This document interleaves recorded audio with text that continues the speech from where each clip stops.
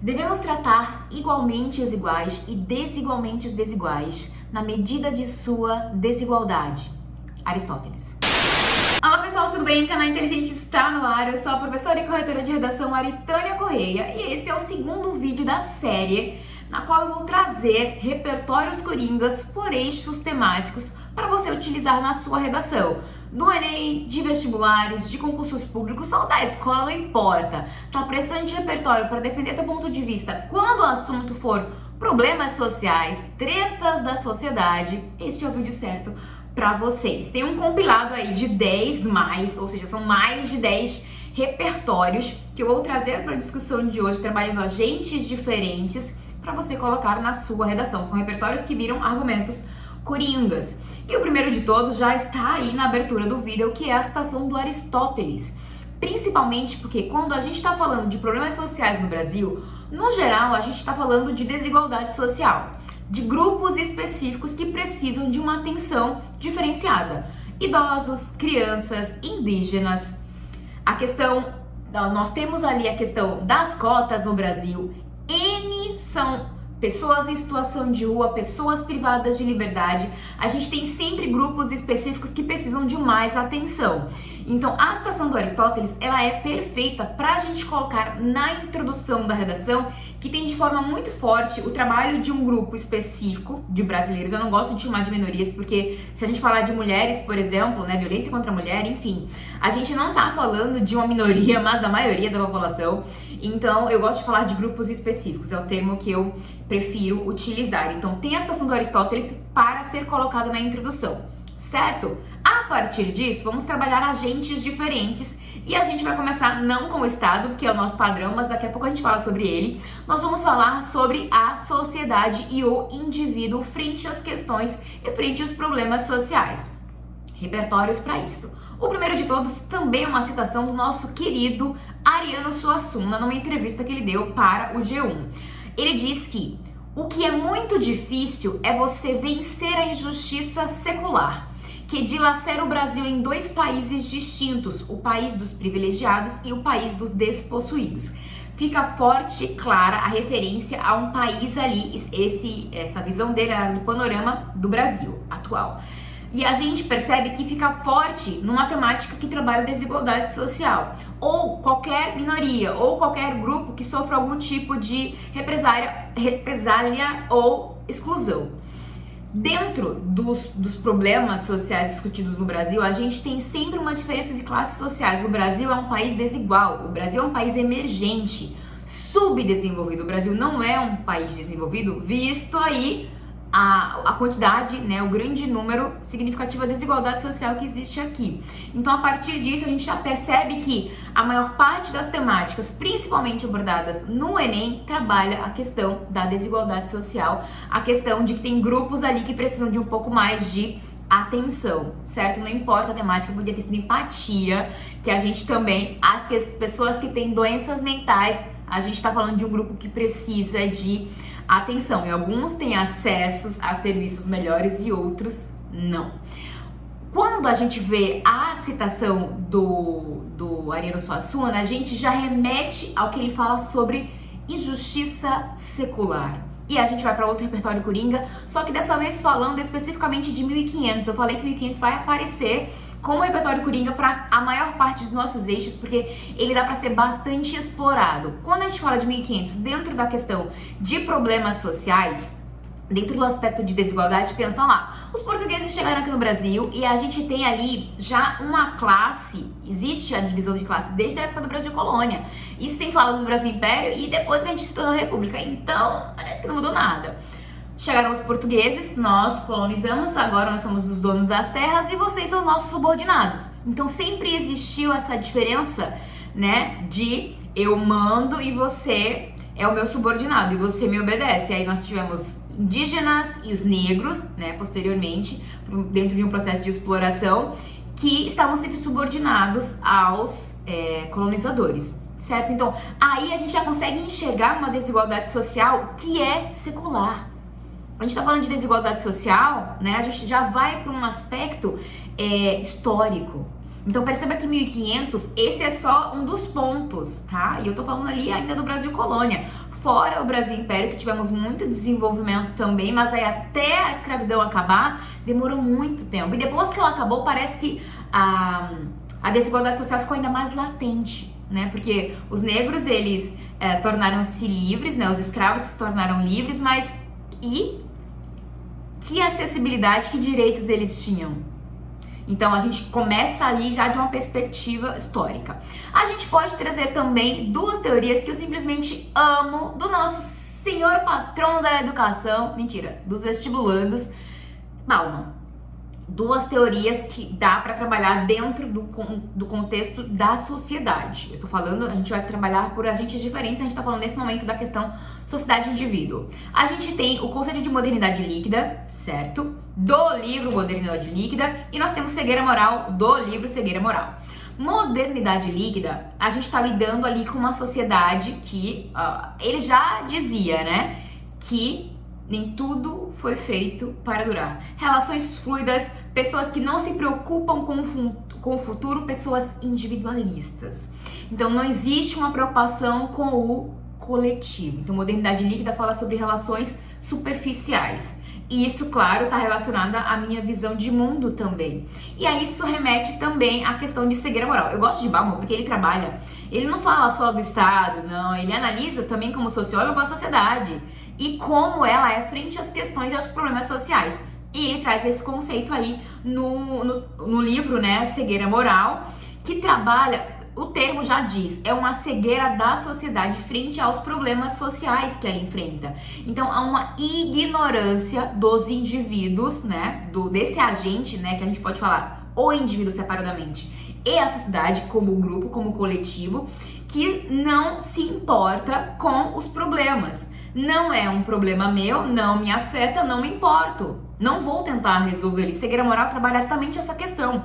Então, dentro de uma temática de problemas sociais, a gente tem o Estado, que já a gente vai falar sobre ele, mas a gente também tem uma sociedade individualista, egoísta, que só pensa em si. Se não é um problema meu, não cabe resolver. E cabe, na verdade, porque nós somos uma sociedade que, de certa forma, temos uma voz. Eita, de certa forma, vou falar agora. Temos uma voz e escolhemos os nossos representantes na esfera federal, estadual e municipal. Então a gente tem responsabilidade, sim, não à frente apenas das questões políticas, mas das mudanças dentro da perspectiva social também.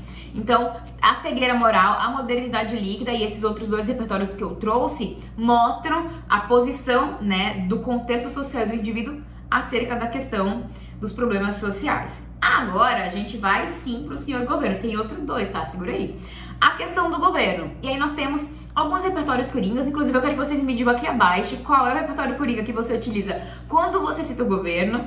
Não vou falar da Constituição ainda, tá? Eu vou começar também com o Titio Bauman sobre o conceito de instituição zumbi que tá lá no livro de Modernidade Líquida, que ele fala que a instituição ela existe, mas ela não cumpre o seu papel social. E aí acende a luzinha aqui, por quê?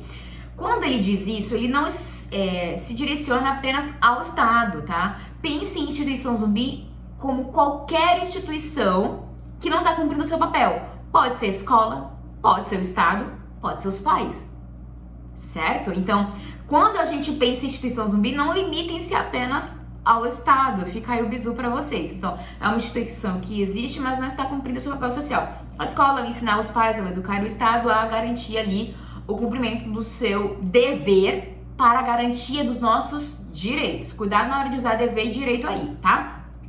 Nós temos também o conceito, né, a teoria o pensamento do contrato social, e a gente tem uma penca de filósofos contratualistas. A gente tem vou ver se eu consigo lembrar, nós temos o Hobbes, nós temos o John Locke e o Rousseau.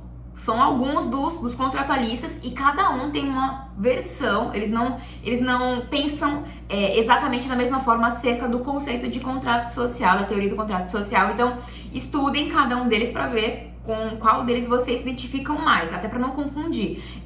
Comumente, eu costumo usar o John Locke, tá?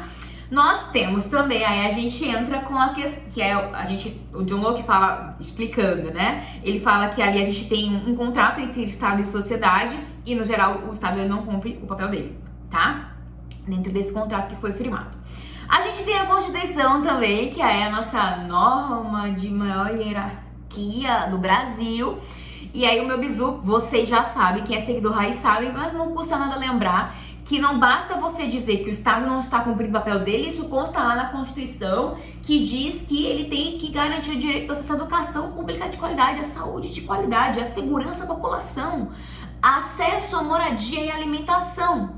Vai além disso. Eu preciso que você me mostre onde ou em que pontos o Estado erra. Se você não me mostra, o seu argumento, ele é frágil. Ele quase cai no senso comum. Ele é senso comum. Se você diz, o Estado não está cumprindo o papel dele, o Estado é irresponsável, todo mundo sabe. Senso comum. Me prova, me mostra como dentro desse assunto, seja ele qual for, fome, desigualdade social, exclusão, questão dos idosos, me mostra, né, para o corretor, no seu texto, onde é que o Estado está errando, tá? Em quais pontos o Estado está errando. Então eu preciso de 2, no mínimo, ou 3 exemplos dessa falha estatal, ok? Quando a gente está falando dessa questão de desigualdade, a gente agora vai para outros agentes. Vamos para a mídia. Era da informação. A gente tem ali pós, terceira revolução industrial, a gente tem pós a era da informação. Nós temos uma era de grande acesso à informação, facilidade de acesso à internet por meios mídias digitais, né, que são os celulares, enfim, computadores. Nós temos uma era da informação, mas parece que a mídia não está ali cumprindo, a mídia com instituição zumbi também, olha só, o papel dela de levar informação, discutir questões, propagar, certo? Informações que sejam do interesse da população, porque esse é o papel da mídia. Senão ela existe para quê? Se não for para propagar informações e questões e pontos e discutir, né, para a população. Se ela propaga para a grande massa, ela trabalha tecnicamente para quem? Ela se direciona para quem? Para a grande massa. E a gente tem uma era da informação na qual a mídia, ela não está ali cumprindo efetivamente o papel dela. Quase como uma era da desinformação. E aí eu não vou culpar apenas a mídia. A gente tem aí as redes sociais, essa facilidade de acesso à internet, aí fake news cai batata. Inclusive pode ser tema da redação do Enem esse ano, vai, o Enem tá desenterrando uns temas anteriores, vai que é fake news dessa vez. Ou os impactos das fake news. E aí, quando a gente tá falando dessa questão da mídia, a gente se direciona para esse aspecto. Discutir questões, noticiar, certo? Essas problemáticas para pensar em solução, para discutir com especialistas nesses programas que são propagados nos jornais, matérias sobre isso. Então, ela precisa também cumprir o seu papel, além de colocar filmes e novelas pra gente assistir e levantar discórdia social, certo? Além desse agente, nós temos também iniciativa privada, não necessariamente como responsável ou corresponsável pelos problemas sociais, mas iniciativa privada a gente pode falar dentro de um contexto de revolução industrial. Pensando na questão de problemas sociais, a gente tem a Revolução Industrial como um marco histórico, certo? No mundo mesmo, na questão de globalização, a gente pode levantar aí, ó, Revolução Industrial, capitalismo e globalização como 3 pontos, 3 repertórios aí que você pode trazer para a sua redação o conceito de capitalismo e globalização e a questão da Revolução Industrial como marcos importantes dentro do contexto histórico, mas que não andam junto com a questão da resolução dos problemas sociais. Vou focar na Revolução Industrial. É um marco forte, é um marco de muito desenvolvimento. Famílias, pessoas, indivíduos começaram a ter acesso e receber pelo seu trabalho. Aí a gente começa a girar a casinha do capitalismo. E aí eles começaram a ter acesso a serviços, produtos que antes não tinham, né? Lá, pensando na época do feudalismo. E trouxe grandes desenvolvimentos, mas a gente tem ali o controle, né, de capital na mão de poucos. Continua, demos acesso à população, mas não o suficiente para trabalhar num aspecto de igualdade, fraternidade. A gente pode ver aí com a Revolução Francesa, os princípios da Revolução Francesa virou repertório também para a questão de desigualdade social. Então, percebam que dependendo da temática que estiver sendo abordada e da minha perspectiva acerca do problema, eu posso trabalhar com agentes responsabilizando o governo, eu posso falar ali de uma questão de uma sociedade cega, de uma sociedade que não se preocupa com as questões sociais, se não lhe afeta, não é responsabilidade minha. A gente tem também ali questão da mídia, a gente tem a iniciativa privada dentro de um contexto muito mais amplo, certo? De comércio, de grupo e de como isso impacta na questão social e na desigualdade, nos problemas sociais. E aí, essa chuva de repertórios abriu a sua mente para as temáticas relacionadas à desigualdade social? Lembrando que quando a gente...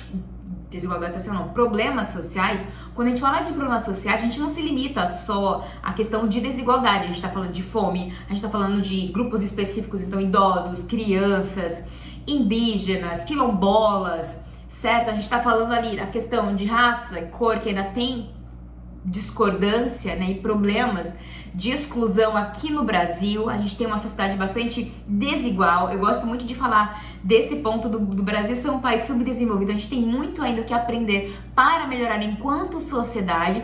Por isso que eu acho super importante a pauta do Enem estar sempre trazendo problemas sociais para discussão. Então, pessoas privadas de liberdade, a questão da fome, a questão das pessoas em situação de rua, das pessoas com deficiência, tudo isso é problema social, um processo de exclusão.